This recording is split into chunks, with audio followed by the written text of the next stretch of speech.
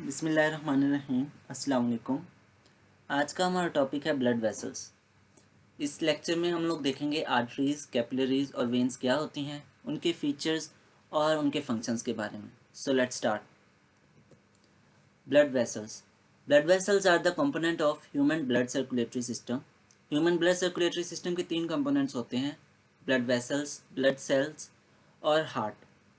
Blood vessels comprise of the arteries, capillaries, and veins.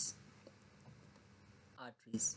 Arteries are the blood vessels that carry blood away from the heart towards different parts of the body.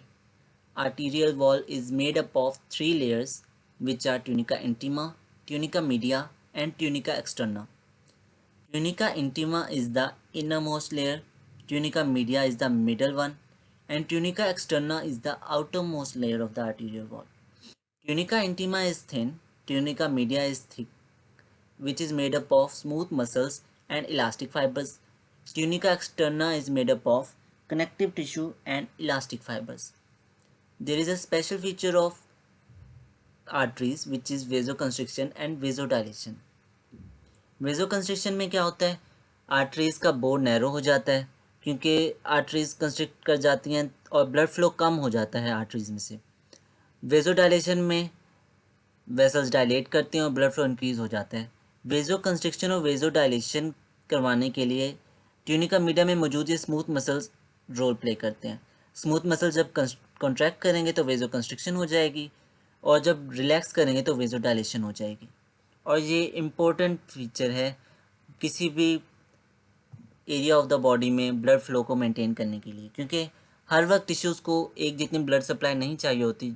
जब metabolism हो रहा होता है तो तब metabolism के लिए हमें न्यूट्रिएंट्स चाहिए ब्लड के ज़रिए, ऑक्सीजन चाहिए और CO2 के रिमूवल वगैरह के लिए और डिफरेंट वेस्ट के रिमूवल के लिए हमें ब्लड फ्लो बढ़ाना पड़ता है, तब वेजोडाइलेशन होती है। और जब ब्लड फ्लो हमें नहीं चाहिए होता डिफरेंट टिश्यूज़ में, तब वेजोकंस्ट्रिक्शन हमें करवानी पड़ती है।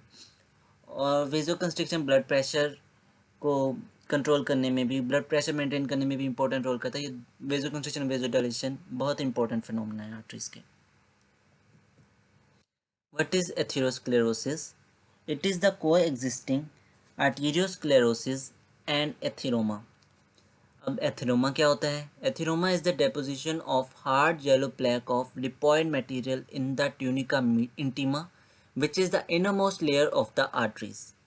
It may be due to high level of cholesterol. It causes narrowing of arteries. जो इनरमोस्ट लेयर है उसमें लिपॉइड मटेरियल, लिपिड्स, कोलेस्ट्रॉल वगैरह की डेपोजिशन हो जाती है और वो प्लेक बना लेते हैं हार्ड होके, जिसकी वजह से bore lumen of the artery कम हो जाता है, नैरो हो जाता है और ब्लड फ्लो में डिफ़िकल्टी होती है। What is arteriosclerosis? It is degenerative arterial change. It is associated with advancing age. Thickening of tunica media, usually associated with some degree of atheroma, causes hardening of the arteries.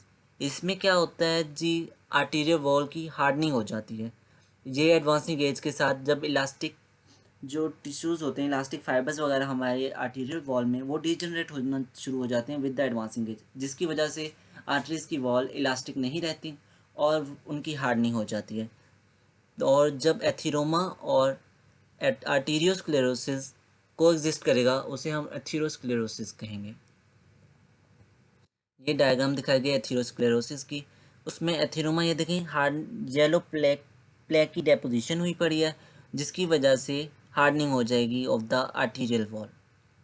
ये normal artery है और ये एथीरोस्क्लेरोटिक plaque बना हुआ है, जिसकी वजह से नैरोइंग ऑफ आर्टरी हो गई है। और ये एथीरोस्क्लेरोसिस काफ़ी कॉम्प्लिकेशंस करवा सकता है, जैसे अगर कोरोनरी आर्टरीज में एथीरोस्क्लेरोसिस हो जाए तो इस ब्लॉकेज की वजह से ब्लड फ्लो नहीं जाएगा हार्ट की तरफ और मायोकार्डियल इन्फेक्शन हो सकता है और भी डिफरेंट डिफ़िकल्टीज हो सकती हैं आपकी बॉडी में।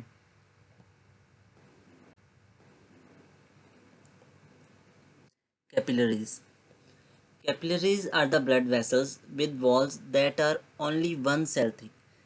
दरअसल आर्टरीज जो होती हैं वो डिवाइड होती हैं स्मॉलर ब्रांचेस देने के लिए, जिन्हें आर्टरियोल्स कहते हैं। आर्टरियोल्स से फिर फर्दर ब्रांचेस बनती हैं, यहाँ तक कि बिल्कुल छोटी छोटी ब्रांचेस बन जाती हैं जिन्हें कैपिलरीज कहा जाता है। और ये ब्लड वेसल्स होती हैं जिनकी जो वॉल होती है वो ओनली 1 सेल थिक होती है। वॉल्स जो कैपिलरीज की होती हैं, they are permeable to water and dissolve particles. There is a very dense network of capillaries within the body.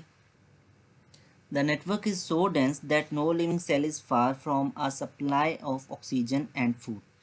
Liver में जो होता है तकरीबन हर सेल के पास, हर सेल तक एक कैपिलरी जा रही होती है। और जो diameter of the capillaries is altered by nervous stimulation और केमिकल्स कुछ होते हैं जिनकी वजह से diameter of the capillaries change हो सकता है। और वो डायमीटर चेंज कैसे होता है, जो वॉल बना रही होती हैं कैपिलरीज की, जो सेल्स, उनका स्ट्रक्चर चेंज होता है जिसकी वजह से कैपिलरीज का डायमीटर चेंज हो सकता है। अब केमिकल कौन से हैं, हिस्टामिन जो होता है वो डायलेटेशन करवा सकता है कैपिलरीज की, और नर्वस स्टिमुलेशन के ज़रिए भी कंस्ट्रक्शन हो सकती है या डायलेशन हो सकती है कैपिलरीज की।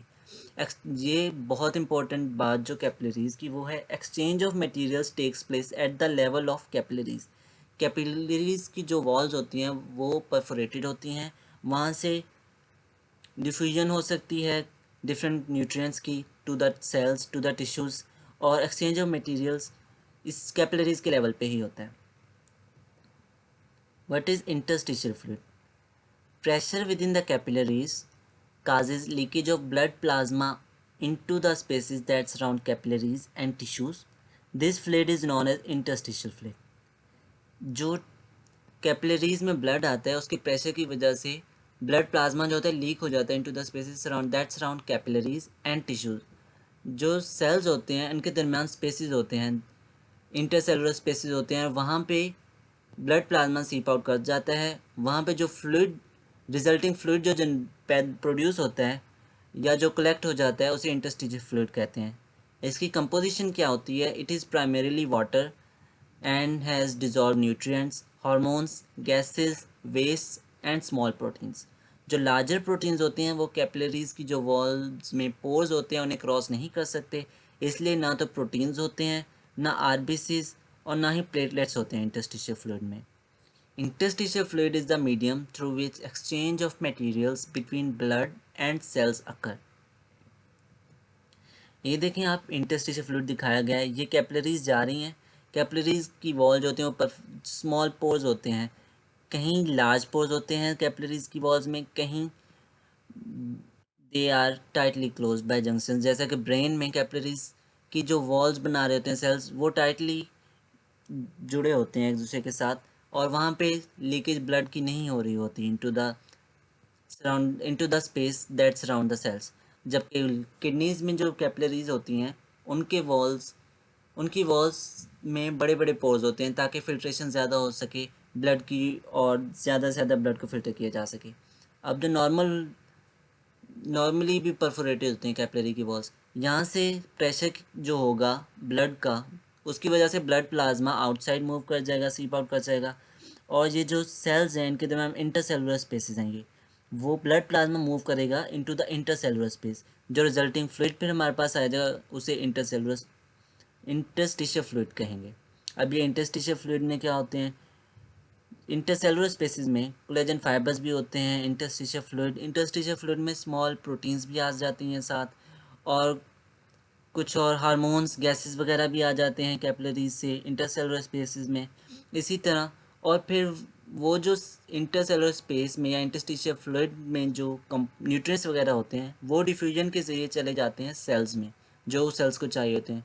इसी तरह सेल्स में जो मेटाबॉलिज्म हो रहा होता है, जो वेस्ट बनते हैं, वो वेस्ट सेल से डिफ्यूज़ होके आ जाते हैं इंटरस्टिशियल फ्लूइड में, और इंटरस्टिशियल फ्लूइड से फिर दोबारा चले जाते हैं कैपिलरीज में। तो इस तरह से एक्सचेंज ऑफ मटेरियल होता है eight the level of capillaries. ये एक्सचेंज ऑफ मटेरियल को अक्रॉस कैपिलरी वॉल दिखाया गया है। देखें, कैपिलरी का एक होता है आर्टीरियल एंड, और कैपिलरीज का होता है एक वेनस एंड। आर्टरीज डिवाइड हुई, आर्ट्रियोल्स बनाई, वहाँ से फर्दर डिवाइड होते होते ये कैपिलरी बन गई। अब ये जो कि एंड आर्टरीज की तरफ है कैपिलरी का, उसे आर्टीरियल एंड कहते हैं, और जो वेन की तरफ है उसे वेनस एंड कहते हैं। आर्टीरियल एंड पे जो न्यूट्रिएंट्स होंगे, और वेनस एंड पे भी जो न्यूट्रिएंट्स होंगे वो डिफ्यूज़ करेंगे इनटू द इंटरस्टिशियल फ्लूइड। वहाँ से इनटू द सेल मूव कर जाएंगे न्यूट्रिएंट्स, जो सेल को न्यूट्रिएंट्स चाहिए। अब सेल में जो वेस्ट प्रोड्यूस होते हैं ड्यूरिंग द मेटाबॉलिज्म, वो डिफ्यूज़ होंगे इनटू द इंटरस्टिशियल फ्लूइड और वहाँ से दोबारा कैपिलरीज में चले जाएंगे ताकि वो फर्दर रिमूव किए जा सकें बॉडी में। वो आगे फिर ब्लड के ज़रिए जाएंगे डिफरेंट ऑर्गन्स की तरफ, उनको डिग्रेड किया जाएगा और उनको रिमूव कर दिया जाएगा बॉडी से। इस तरह से एक्सचेंज ऑफ मटेरियल होती है cross the capillary wall. Veins. Veins are the blood vessels that collect blood away from body through capillaries and transport it towards heart. अब जो कैपिलरीज होती हैं, कैपिलरीज का वेनस एंड होता है, कैपिलरीज फिर बनाती हैं आगे वेन्यूल्स, वेन्यूल्स मिलके बना देते हैं वेन्स, और वेन्स लेके जाती हैं ब्लड को from body through capillaries and transport it towards heart. Semilunar walls are present within the veins. Semilunar walls just like the moon, half moon. और वो वॉल्स क्या करती हैं, दे maintain the unidirectional flow with in the veins. Veins में क्या होता है, low blood pressure होता है. वेन्स में middle layer is relatively thin and it has a larger bore as compare to the arteries and capillaries. ये arteries, veins और capillaries का एक कंपैरिजन दिया गया है. Arteries carry blood away from heart, veins carry blood towards heart, capillaries link arteries and veins. All arteries carry oxygenated blood except pulmonary arteries. We know that pulmonary arteries carry blood from heart to the lungs so that it can be oxygenated within the blood. That's why the blood in the pulmonary arteries is deoxygenated. Veins carry deoxygenated blood except pulmonary veins. Pulmonary veins carry the oxygenated blood from lungs back to the left atrium. Capillaries have mixed blood. They have both the oxygenated and deoxygenated. Oxygenated blood is at the arterial end and deoxygenated at the venous end. Arteries have no valves, veins have valves, and capillaries also have no valves. The arteries have high blood pressure, veins have low blood pressure, and capillaries have a firing pressure. In the larger arteries, there is higher blood pressure. जब arteries smaller branches में divide होती जाती हैं तो blood pressure fall करता जाता है smaller towards the smaller arteries, और कैपिलरीज में फिर फॉलिंग प्रेशर होता है, कम होता जाता है फर्दर. वेन्स में क्या होता है, ब्लड प्रेशर, स्मॉलर वेन्स में ब्लड प्रेशर कम होता है, लार्जर वेन्स में बढ़ जाता है प्रेशर. आर्टरीज में पल्स डिटेक्ट कर सकते हैं हम लोग. Veins and capillaries have no pulse. Rate of blood flow decreases in smaller arteries and arterioles. Larger arteries में ज़्यादा ब्लड फ्लो होता है और स्मॉलर आर्टरीज में और आर्टरियोल्स में कम ब्लड फ्लो होता है. Rate of blood flow increase to the larger veins. Larger veins में क्या होता है, उनका बोर बड़ा होता है, या ल्यूमेन ऑफ द वेन्स जो होती है वो बड़ी होती है लार्जर वेन्स में, इसलिए उनका ब्लड फ्लो भी बड़ा ज़्यादा होता है. कैपिलरीज में स्लोएस्ट लेस देन 1 mm पर सेकेंड ब्लड फ्लो होता है. कैपिलरीज का चूँकि ल्यूमेन भी स्मॉल होता है इसलिए ब्लड फ्लो उसमें से कम होता है. Arteries have a smaller bore and thicker wall as compared to the veins. Veins have a larger bore and thin walls, whereas capillaries have larger bore, walls are one cell thick. Arteries are more elastic, veins are less elastic, and capillaries are not elastic. क्योंकि capillaries में हम देख चुके हैं कि only one cell thick तो इनकी wall होती है, उनमें elastic जो fibers होते हैं वो नहीं होते capillaries में. Arteries के लेवल पे no exchange of materials. At the level of veins there is no exchange of materials. Exchange of materials takes place at the level of capillaries, जो कि हम लोग देख आए हैं पिछली स्लाइड्स में. अब ये डायग्राम्स दिए हैं आर्टरी, कैपिलरी और वेन्स की. ये देखें आप, इलास्टिक लेयर है.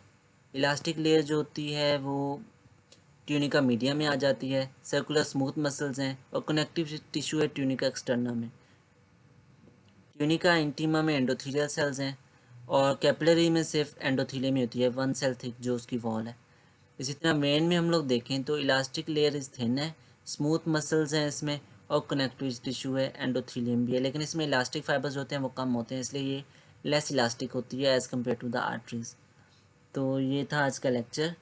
अगर आपको मेरी वीडियोज़ अच्छी लग रही हैं तो मेरे चैनल को सब्सक्राइब और लाइक ज़रूर कीजिएगा. Thank you.